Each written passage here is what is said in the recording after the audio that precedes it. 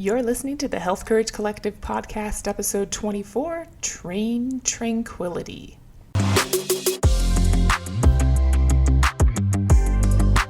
Welcome to the Health Courage Collective podcast, the show for women who are too busy to slog through hours of generalized, inapplicable, and often contradictory health information, but too smart to ignore that a few minutes of focused attention now can prevent years of suffering in the future.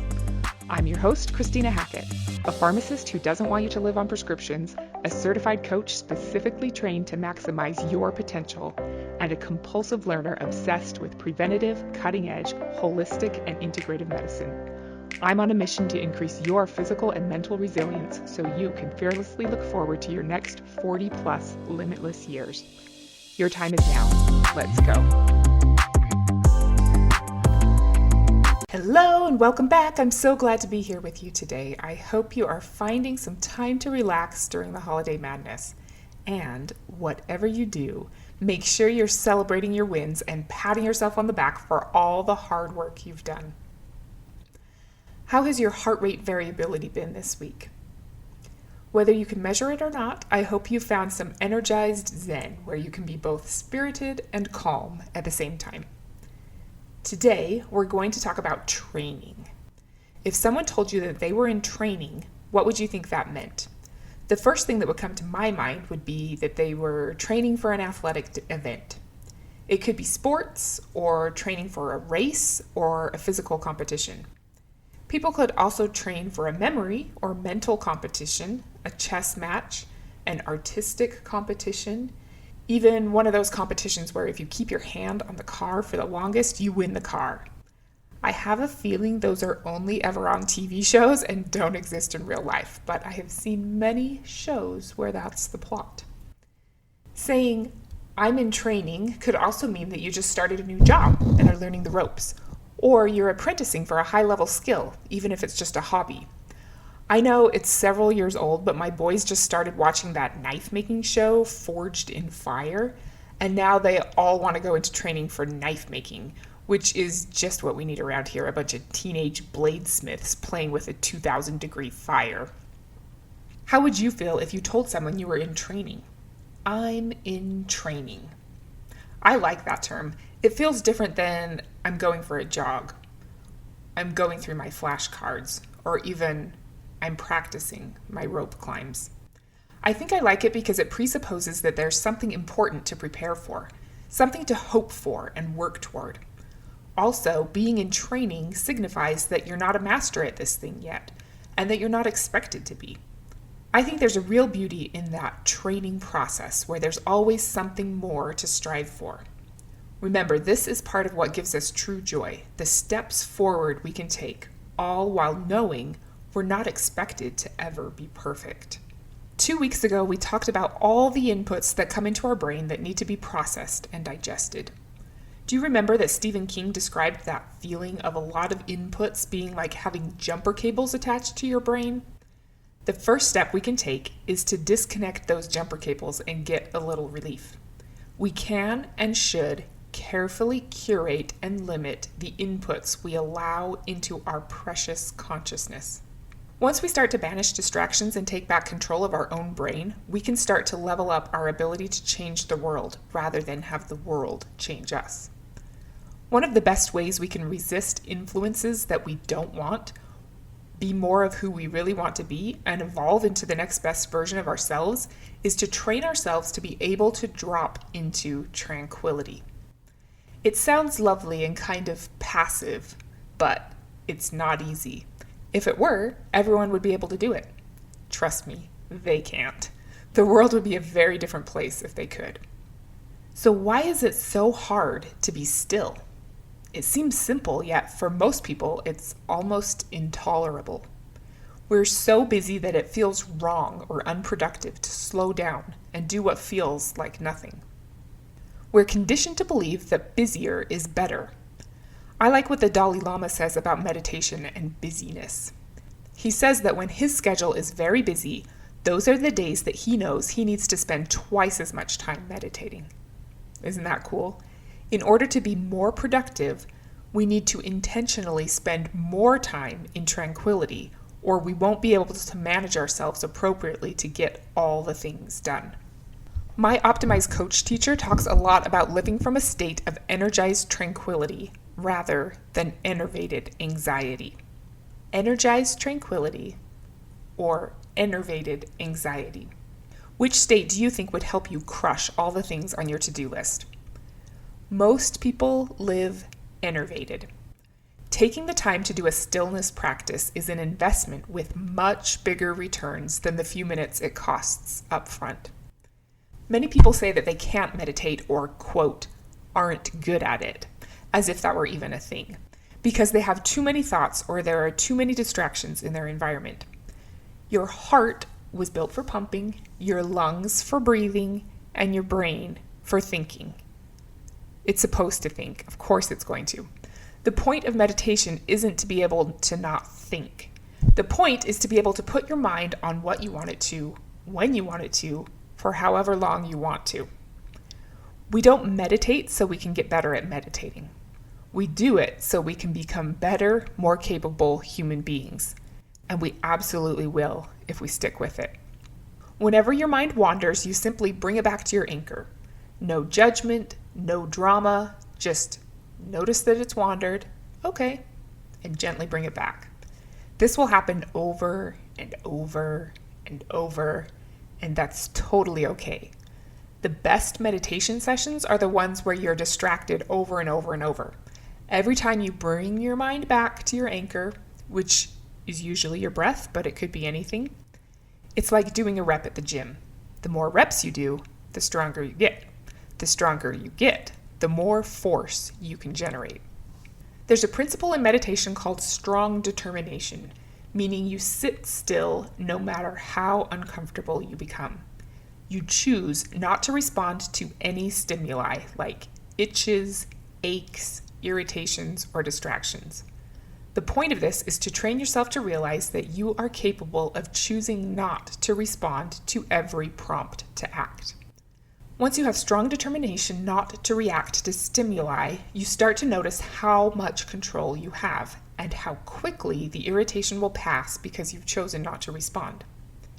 It might seem a bit silly to be determined not to scratch an itch, but it's a pretty powerful use of stillness to control your experience of the world and your ability to act the way you want to in the world, no matter what.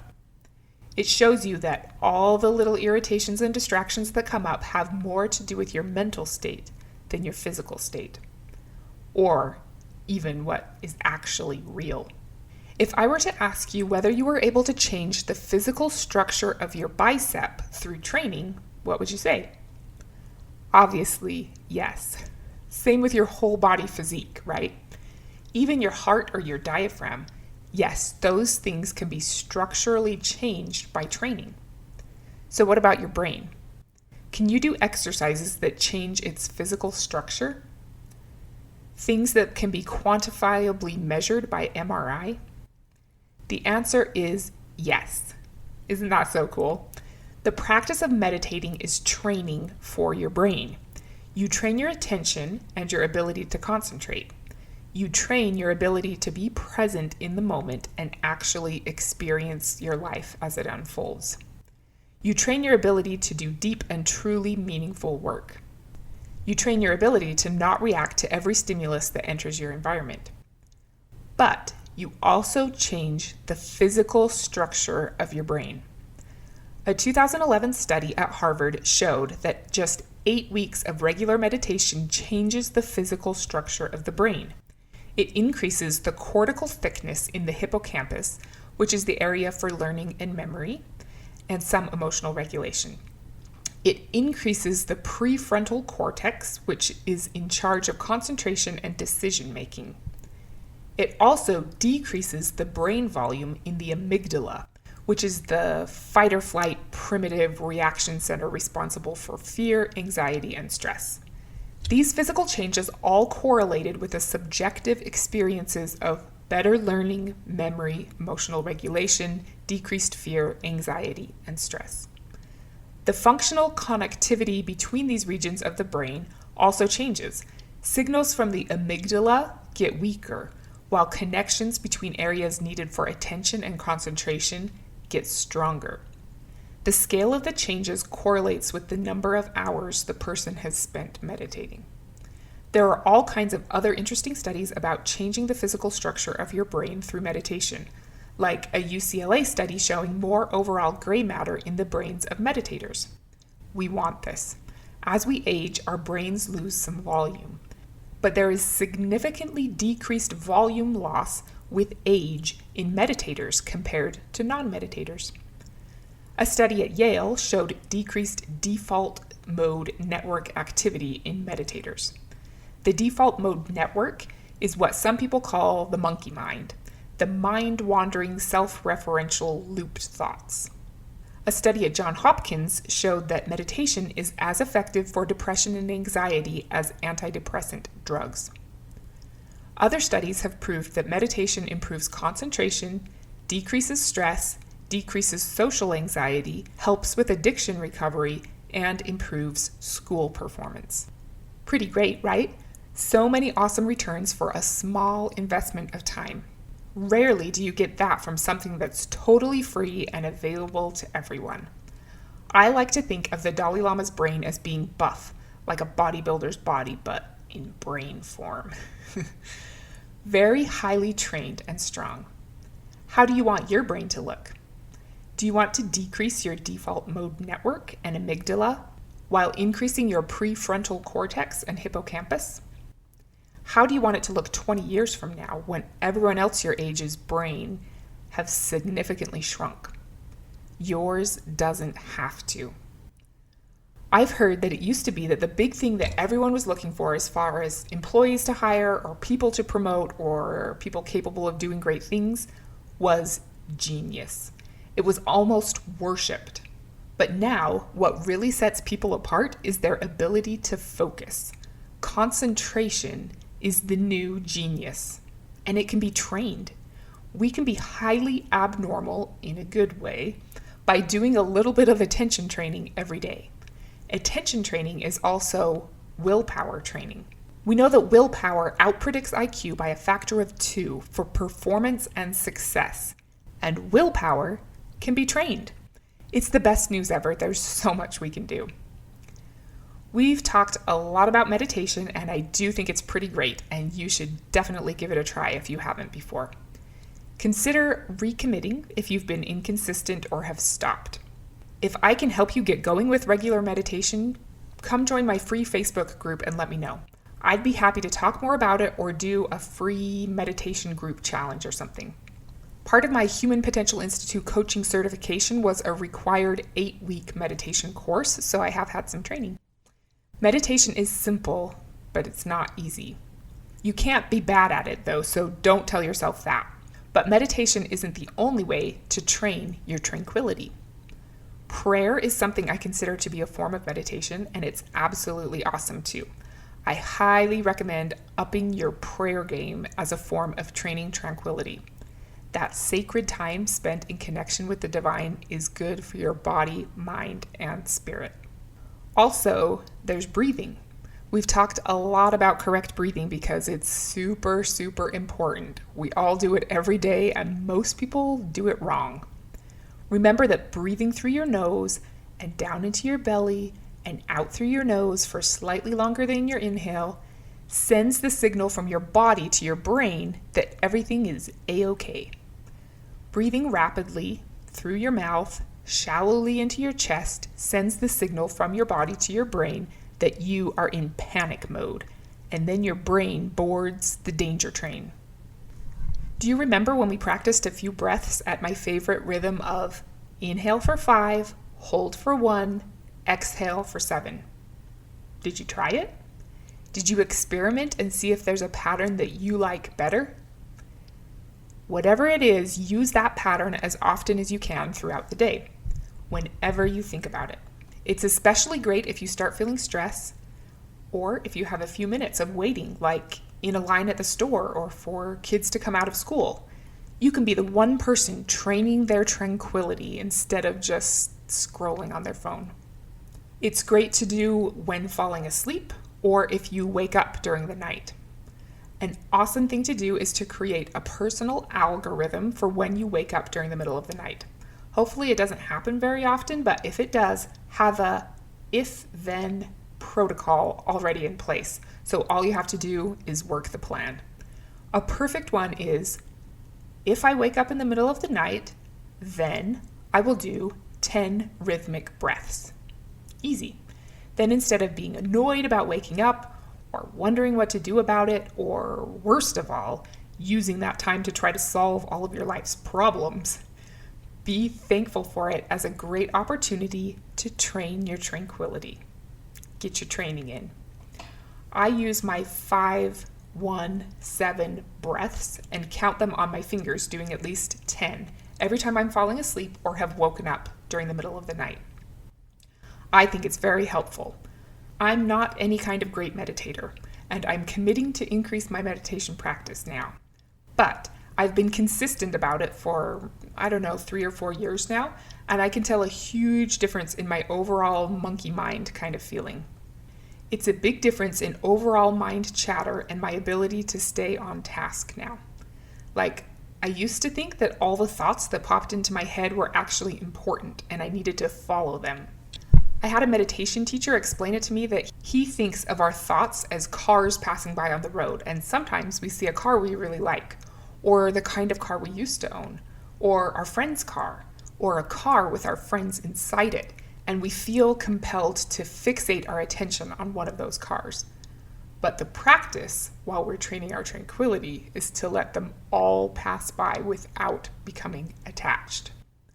Funny how when you train yourself to be able to not fixate on one thing, you are unknowingly training yourself to be able to focus on one thing, the thing of your choosing. Then you enter the realm of very high performance.